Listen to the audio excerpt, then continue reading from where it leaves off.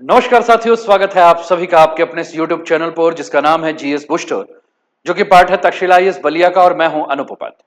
साथियों, नेपाल में एक इंजीनियर राजनीति की स्थापित व्यवस्था को चुनौती देता है। बांग्लादेश में छात्र आंदोलन सत्ता के समीकरण बदल देते हैं और भारत में एक व्यंग के रूप में शुरू हुआ cockroach Janata party social media पर लाखों युवाओं का ध्यान खींच रहा है। क्या यह सिर्फ एक इंटरनेट पर होने वाला ट्रेंड है या फिर दक्षिण एशिया की राजनीति में गहरा बदलाव चल रहा है? क्यों पारंपरिक राजनीतिक दलों पर युवाओं का भरोसा कम होता दिख रहा है और क्यों सोशल मीडिया से निकल रहे चेहरे अचानक राजनीतिक प्रभाव हासिल कर रहे हैं? आज हम किसी पार्टी का समर्थन या विरोध नहीं करेंगे, बल्कि एक भू राजनीतिक विश्लेषक की तरह समझेंगे कि आखिर दक्षिण एशिया के युवाओं का असंतोष राजनीतिक शक्ति में क्यों बदलता जा रहा है और क्या हम एक नए राजनीतिक युग की शुरुआत देख रहे हैं।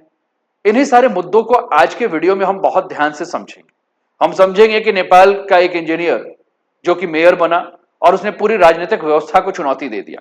बांग्लादेश में छात्र आंदोलन सत्ता की दिशा बदल दे रहे हैं और भारत में सोशल मीडिया से निकली हुई नई राजनीतिक आवाज लाखों युवाओं का ध्यान अपनी ओर खींच रही है। क्या सिर्फ अलग अलग घटनाएं हैं या फिर साउथ एशिया में राजनीति का एक नया अध्याय लिखा जा रहा है? आज हम सिर्फ भारत की राजनीति की बात नहीं करेंगे। आज हम उस बड़े बदलाव को समझने की कोशिश करेंगे जो नेपाल से लेकर भारत और बांग्लादेश तक दिखाई दिया। एक ऐसा बदलाव जहां पारंपरिक राजनीतिक दलों पर भरोसा कम होता दिख रहा है और युवा सोशल मीडिया तथा नए चेहरे राजनीति की दिशा को बदलने का दावा कर रहे हैं। तो सबसे बड़ा सवाल यह है कि क्या साउथ एशिया में ट्रेडिशनल पॉलिटिक्स पार्टीज के खिलाफ नई जनभावना जन्म ले रही है और क्या कॉकरोच जनता पार्टी उसी बड़े परिवर्तन का हिस्सा है? आइए तथ्यों, उदाहरण और जमीनी हकीकत के आधार पर इस पूरे राजनीतिक ट्रेंड को समझते हैं। साथियों, चैनल पे पहली बार है तो चैनल को सब्सक्राइब करके बेल आइकन दबा दीजिएगा कि यहां आने वाले हर वीडियो का नोटिफिकेशन आपको मिले। और आज का टॉपिक है कॉकरोच पार्टी युवाओं की नई क्रांति। नेपाल के बालेन शाह जैसा संकेत क्या भारत में भी देखने को मिल रहा है? क्या भारत में सत्ता दल को जो है वो चिंतित होने की आवश्यकता है? क्या यहां भी जो है वो कुछ भी होने वाला है? क्या युवा परिवर्तन करना चाहता है? इन्हीं पर हमारी बात होगी। आपके स्क्रीन पर जो है वो 3 न्यूज कटिंग दिख रहा है। पहला, living my fate in hands of constitution, cockroach Janata party founder Abhijeet Deep के लीव फॉर इंडिया।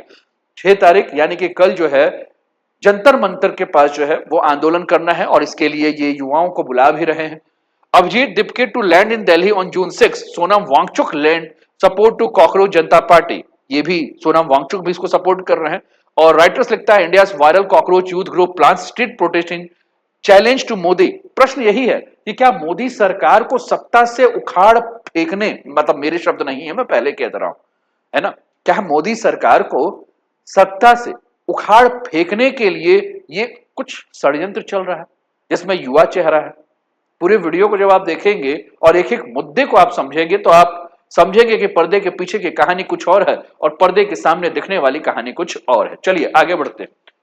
साथियों, एजुकेशन मिनिस्टर को रिजाइन करना चाहिए, यहीं से जो है इस आंदोलन की शुरुआत हो रही। बात हम नीट की करें, बात हम सीबीएसई की करें, सारे मुद्दों पर हम एक एक करके आएंगे। लेकिन हमने जब बात किया साउथ एशिया के पॉलिटिक्स को लेकर, साउथ एशिया के न्यू पॉलिटिकल मूड को लेकर, तो हमने क्या देखा?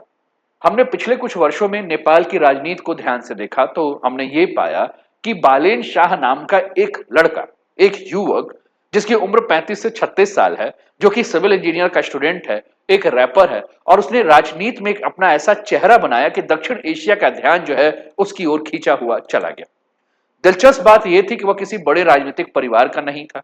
उसके पीछे दशकों पुरानी कोई राजनीतिक संगठन काम नहीं कर रही थी, ना ही उसके पास पारंपरिक दलों जैसा विशाल मशीनरी थी। फिर भी उसने काठमांडू की राजनीति में एक ऐसा भूचाल लाया जिसकी कल्पना बहुत कम लोगों को थी।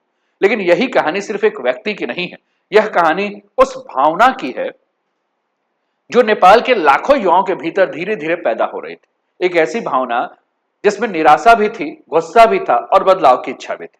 कई युवाओं को लगने लगा कि पारंपरिक राजनीतिक दल वर्षों से केवल वादा कर रहे हैं, वादों को दोहरा रहे हैं और युवा छले जा रहे हैं, ठगे जा रहे हैं। लेकिन उनकी रोजमर्रा की जो समस्याएं हैं, जैसे कि रोजगार की समस्या, शहरी अव्यवस्था की समस्या, भ्रष्टाचार की समस्या और अवसरों की कमी की समस्या, वो जस की तस बनी हुई है। और ऐसे माहौल में जब एक नया चेहरा सामने आया तो जो सीधे लोगों से बात करता था, जो सोशल मीडिया पर सक्रिय था, जो खुद को व्यवस्था के बाहर का उम्मीदवार बताता था, तो बड़ी संख्या में युवाओं को उससे उम्मीद जो है वो दिखने लगी। और उनके लिए सिर्फ ये चुनाव नहीं था, बल्कि पुरानी राजनीति को एक संदेश था कि अगर आप हमारी बात को नहीं सुनेंगे तो हम नए विकल्प खोज लेंगे। और यहीं से एक बड़ा सवाल जन्म लेता है कि क्या नेपाल में जो हुआ वह सिर्फ नेपाल तक सीमित है या फिर दक्षिण एशिया के दूसरे देशों में भी ऐसी राजनीतिक भावनाएं आकार ले रही। साथियों, अब नेपाल से उठकर हम आते हैं कहां, भारत में, क्योंकि हमने जब नेपाल की बात की तो नया सोच नया नेतृत्व, भारत में डिजिटल क्रांति, युवा शक्ति, बांग्लादेश में हमने छात्र आंदोलन और परिवर्तन को देख ही लिया। साथियों, भारत में कॉकरोच जनता पार्टी सीजेपी युवाओं के द्वारा व्यंग में शुरू किया हुआ एक पार्टी जो धीरे धीरे अगर हम बात करें तो बहुत आगे बढ़ गई। अब सवाल उठता यह है कि क्या ऐसी भावनाएं सिर्फ नेपाल तक सीमित है या भारत में भी कुछ ऐसा माहौल बन रहा है। पिछले कुछ वर्षों से भारत के करोड़ों युवाओं के सामने कुछ मुद्दे बार बार उभर कर आ रहे हैं, जैसे NEET paper leak, SSC, CUET, Uttar Pradesh में लेखपाल का पेपर, पहले हमने यूपी में ही यूपी पुलिस का देखा, बिहार में पेपर लीक, देश के हर जगह पे कोई ना कोई पेपर लीक की समस्याएं हैं। और इन पेपर लीक की समस्याओं ने जो है युवाओं को मजबूर कर दिया है कि युवा जो है वह गलत कदम उठाने के लिए जो है वह परेशान हो गए।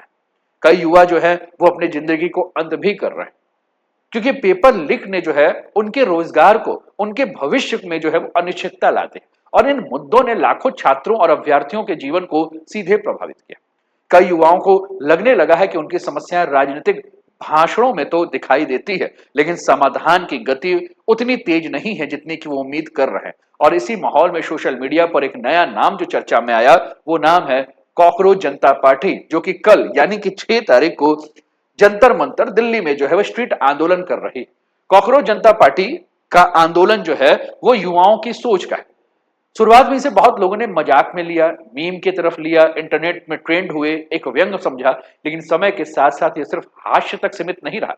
इसके वीडियो, पोस्ट और संदेश एक बड़े सवाल की ओर इशारा करने लगे।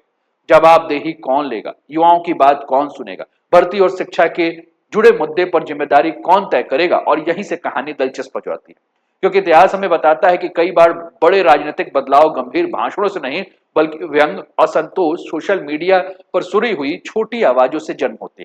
कॉकरोच जनता पार्टी की लोकप्रियता का असली कारण शायद उसका नाम नहीं बल्कि वह भावना था जिसे वह छूने की कोशिश कर रहा। एक ऐसी भावना जिसमें युवा व्यवस्था को जवाब चाहिए, पारदर्शिता चाहिए और यह महसूस करना चाहते हैं कि उनकी आवाज भी लोकतंत्र में मायने रखती है। लेकिन क्या यह सिर्फ एक वायरल ट्रेंड है या फिर भारत में उभर रही किसी बड़ी राजनीतिक और सामाजिक सोच का संकेत। और यही वह सवाल है जिस पर अब पूरे देश की नजर है। साथियों, अब सबसे महत्वपूर्ण प्रश्न है कि क्या यह सिर्फ भारत की ही कहानी है ना। तो इंटरनेट से सड़क तक अगर हम बात करें तो युवा परेशान है। युवा जो है वो धर्मेंद्र प्रधान से कह रहा है कि धर्मेंद्र प्रधान जो है वो इस्तीफा दें। 9 बजे parliament street police station Jantar Mantar के पास जो है वो पहुंचने की अपील की गई है। क्या करें क्या ना करें, ऐसी बातें कही गई हैं। कहा गया है कि तिरंगा और एक किताब साथ लाइए, सब रिकॉर्ड कीजिए, फोन कैमरा सब कुछ चालू रखिए, किसी भी सोशल मीडिया अकाउंट से लाइव कीजिए। सीजेपी भी करेगी, सच का कोई प्रवक्ता नहीं, ऐसा इन्होंने पूरी बात कहा है। असामाजिक तत्वों की सूचना पुलिस को दे दीजिए, सनस्क्रीन लगाएं, टोपी लाएं, पानी पीते रहें, ऐसा इन्होंने जागरूक करने के लिए कहा। क्या ना करें तो इन्होंने कहा यदि संभव हो तो अकेले मत आइए, जब कॉकरोच झुंड में आते हैं तो आंदोलन मजबूत होता है, तो जब आप अपने परिवार के साथ आते हैं तो अपने शिखर पर पहुंच जाता है। फूल मत फेंकिए, उन्हें भेंट कीजिए, ट्रोल्स और भड़काने वाले से उलझिए मत, भूखे मत आइए। मांग जरूर याद रखना, हमें शिक्षा मंत्री का इस्तीफा चाहिए। प्रदर्शन को शांतिपूर्ण, संवैधानिक और अनुशासित रखिए, ऐसा इन्होंने अपने जो वेबसाइट है उस website cockroach Janata party .org पर जो है इन्होंने जो है पूरा बात किया। आखिर असंतोष क्यों बढ़ रहा है, जो हम बात कर रहे थे, बात हम भी ये भी कह रहे हैं कि साउथ एशिया की राजनीति जो बदल रही है, तो क्या ये सिर्फ भारत की कहानी है, क्या ये सिर्फ एक देश की राजनीतिक घटना है। साथियों, अगर हम पूरे इस मुद्दे को देखें तो हम ये पाएंगे कि साउथ एशिया में हर जगह जो युवा है एक बड़े परिवर्तन की ओर चाह रहा है, एक बड़ा परिवर्तन चाह रहा है। और ये आंदोलन अगर हमें दिख रहा है, चाहे हम साउथ एशिया के पूरे इंटरनेशनल लेवल पर ले रहे हैं, तो ये एक बड़े परिवर्तन का संकेत दे रहा है। जब हम क्षेत्रीय स्तर की तस्वीर देखते हैं तो ये दिलचस्प पैटर्न उभर कर सामने आता है।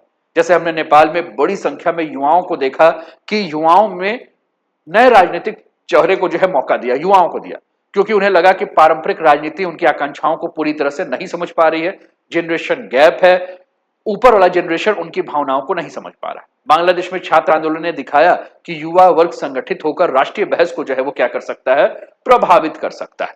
श्रीलंका में आर्थिक संकट के दौरान लाखों नागरिक सड़कों पर उतर आए और जनता की नाराजगी ने पूरे राजनीतिक परिदृश्य को हिला दिया। पाकिस्तान में सोशल मीडिया ने राजनीतिक लामबंदी का एक नया मॉडल प्रस्तुत किया, जहां डिजिटल प्लेटफॉर्म राजनीतिक संदेशों और जनमत निर्माण का प्रमुख माध्यम बन गए हैं। चाहे हम भारत में यूट्यूब, इंस्टाग्राम, एक्स, फेसबुक और अन्य डिजिटल प्लेटफॉर्म की बात करें तो आज राजनीतिक विमर्श का एक महत्वपूर्ण हिस्सा बन चुके हैं। यानी एक बात यहां साफ दिखाई दे रही है कि साउथ एशिया की राजनीति में शक्ति का पारंपरिक संतुलन जो है वो बदल रहा है। पहले राजनीतिक दल सूचना का मुख्य स्रोत हुआ करते थे, लेकिन अब स्मार्टफोन लोगों के जेब में है। पहले जनता नेताओं तक पहुंचने की कोशिश करती थी, अब नेता जनता तक पहुंचने के लिए सोशल मीडिया का सहारा लेते हैं। पहले राजनीतिक नैरेटिव टीवी स्टूडियो तय करते थे, अब लाखों लोग अपने फोन से उस नैरेटिव को चुनौती दे रहे हैं। और यही कारण है कि साउथ एशिया की नई राजनीति का केंद्र केवल राजनीतिक दल नहीं रहे, बल्कि डिजिटल प्लेटफॉर्म हो चुके हैं, युवा मतदाता हो चुका है, ऑनलाइन समुदाय हो चुका है और नागरिक भागीदारी भी उतनी ही महत्वपूर्ण होती जा रही। लेकिन इसका मतलब ये नहीं है कि पारंपरिक राजनीति खत्म होती जा रही, बल्कि राजनीति का मैदान बड़ा हो रहा है और नए खिलाड़ी उसमें प्रवेश कर रहे हैं। इसलिए असली सवाल ये नहीं कि पुरानी राजनीति खत्म होगी या नहीं, असली सवाल तो यह है कि क्या साउथ एशिया के पारंपरिक राजनीतिक दल इस नए डिजिटल पीढ़ी की अपेक्षाओं के अनुसार खुद को बदल पाएंगे। क्योंकि आने वाले वर्षों में चुनाव केवल रैलियों में नहीं बल्कि मोबाइल के स्क्रीन पर भी जो है वो लड़े जाएंगे। साथियों, अब सबकी नजर जो है वो 6 जून यानी कि कल सुबह 9 बजे की है, क्योंकि यह केवल एक निर्धारित कार्यक्रम नहीं बल्कि यह देखने का अवसर भी है कि युवाओं की आवाज और लोकतांत्रिक अभिव्यक्ति को समाज किस तरह से ग्रहण करता है। यदि प्रशासन आवश्यक अनुमति देता है और कार्यक्रम शांतिपूर्ण तथा व्यवस्थित तरीके से संपन्न होता है तो यह उन मुद्दों को सार्वजनिक चर्चा के केंद्र में ला सकता है जिनकी बात आंदोलन में की जा रही। अगर मीडिया का कवरेज यहां बढ़ रहा है, नई बहस शुरू हो सकती है और अधिक लोग इस विषय पर अपनी राय व्यक्त कर सकते हैं। लेकिन दूसरी ओर यदि किसी कारणवश अनुमति नहीं मिलती है या कार्यक्रम आयोजित नहीं हो पाता है तो भी यह कहानी यहां समाप्त नहीं होगी। अक्सर लोकतांत्रिक आंदोलन में ऐसी परिस्थितियां स्वयं चर्चा का विषय बन जाती। समर्थक इसे अभिव्यक्ति की चुनौती के रूप में देखते हैं, जिससे आंदोलन को अतिरिक्त मीडिया ध्यान और सार्वजनिक सहानुभूति भी मिल जाती है। यानी राजनीतिक दृष्टि से अगर हम बात करें तो दोनों परिस्थितियां महत्वपूर्ण हैं, क्योंकि किसी भी आंदोलन की सफलता केवल भीड़ की संख्या में नहीं मापी जाती, बल्कि आंदोलन की सफलता जो है इस बात से मापी जाती है कि उसने राष्ट्रीय चर्चा को कितना प्रभावित किया है। हालांकि एक बात सबसे ज्यादा महत्वपूर्ण है, लोकतांत्रिक समाज में किसी भी विचार, आंदोलन या विरोध की वास्तविक शक्ति उसकी शांतिपूर्ण, संवैधानिक और जिम्मेदार अभिव्यक्ति में होती है। इसलिए 6 जून का दिन केवल एक कार्यक्रम का दिन नहीं बल्कि यह देखने वाला दिन होगा कि डिजिटल युग में उभर रही नई राजनीतिक आवाजें वास्तविक दुनिया में कितना प्रभाव पैदा करती। और शायद इसी दिन हमें इस समझने के लिए पहला संकेत भी मिलेगा कि यह केवल एक सोशल मीडिया ट्रेंड है या साउथ एशिया की बदलती राजनीति की एक बड़ी कहानी का हिस्सा। साथियों, मेरे अनुसार अगर हम बात करें तो यह कहानी केवल कॉकरोच पार्टी की नहीं है, यह किसी एक संगठन, एक नेता की नहीं, यह एक वायरल अभियान की भी कहानी नहीं है। असल में यह कहानी इससे कहीं बड़ी है और वो है विश्वास का संकट।